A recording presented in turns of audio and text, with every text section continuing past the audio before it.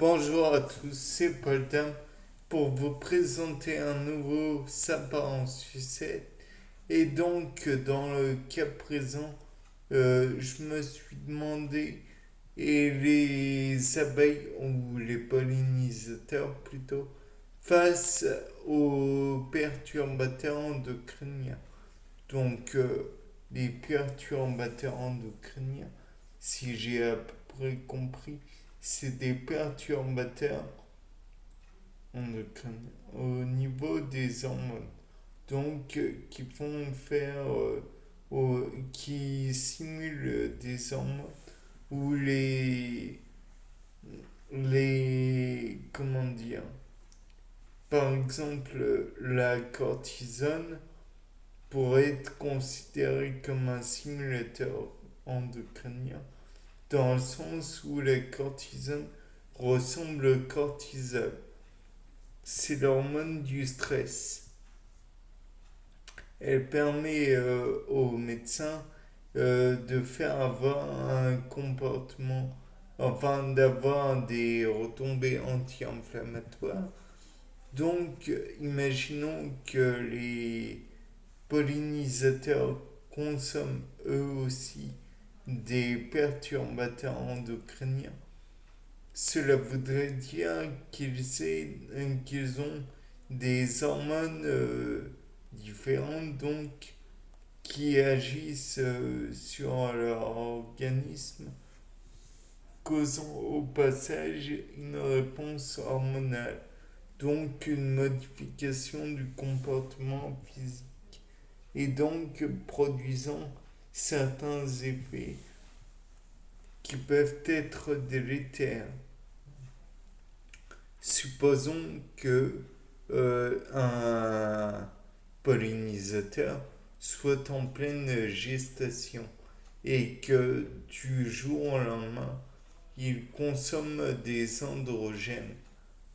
Eh bien, ces androgènes vont masculiniser le fœtus de ce pollinisateur.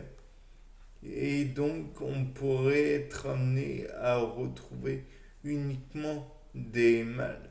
Ou alors, l'inverse est possible. On retrouve des oestrogènes de synthèse ou des oestrogènes, phytoœstrogènes un peu partout. Et on a une population uniquement féminine, ce qui engendrerait éventuellement la diminution de la population, puisque s'il n'y a plus que d'un seul sexe, alors il n'y a plus de procréation possible. Et s'il n'y a plus de procréation possible, plus de renouvellement de la population. Et si plus de renouvellement de la population, tout ce qu'elle produit pourrait être impacté. Dans le sens où, par exemple, dans le cas de, je ne sais pas, du bombix du mûrier qui produit de la soie, peut-être qu'en n'ayant plus de mâles ou plus de femelles, peut-être plus de femelles, c'est gênant. Mais plus de mâles non plus, on remarque. On n'aurait plus de cocon, donc plus de soie. Et s'il n'y a plus de soie, bien sûr, ça va impacter l'économie. Mais il pourrait y avoir des retombées sur les, comment dire, les populations qui nécessitent du bombix du mûrier. Je ne sais pas, mais imaginons que le mûrier ait besoin pour son élagage ou pour je ne sais quel autre je ne sais quel autre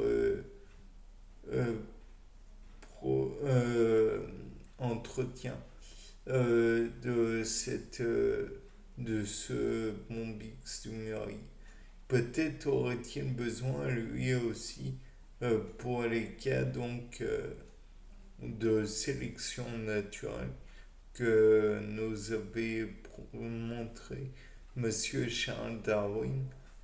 Euh, donc s'il a besoin de cette sélection, peut-être que s'il n'y a plus de sélection, le mûrier va grandir, grandir, grandir, et même un peu trop grandir, à tel point qu'il va envahir le milieu et finir par détruire toute autre forme de vie. Et donc, il n'y aura plus de variété autre que le mûrier. Et il n'y aura plus comment dire, toutes les autres populations, insectes, arthropodes, oiseaux, ou que sais-je encore, ne pourront peut-être pas survivre car il n'y aura que du mûrier. Et donc la biodiversité en serait impactée. Donc à terme, en diminuant en mettant des perturbateurs endocriniens un peu partout, on finit par tout saboter et donc à terme peut-être encore une fois on pourrait avoir un impact néfaste sur la végétation et même la biosphère dans son ensemble. Peut-être même que si comment dire, le bombix du Murier n'était pas présent, peut-être que certaines formes de bactéries viendraient à se développer plus intensément, dont des bactéries nuisibles pour les êtres humains. Et donc, par la suite, peut-être qu'il est envisageable que les êtres vivants soient impactés. Et donc, il y aurait peut-être une résurgence de certaines maladies qui ont été presque éliminées de la surface de la planète.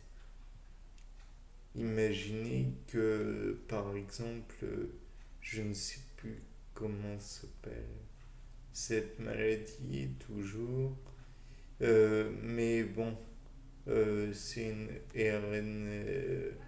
une maladie due à un RNA virus ou que sais-je. Enfin bref, imaginez que à cause de cette privation de Bombix, on soit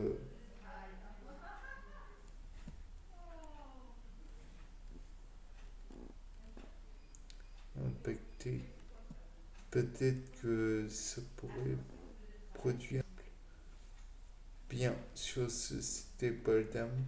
Au revoir pour un prochain. Ça part en sucette.